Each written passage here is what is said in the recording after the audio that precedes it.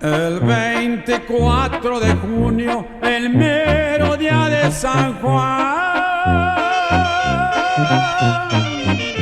un baile se celebraba en ese pueblo de Ixtlán. Micaela desde temprano sonriendo le dice a Juan: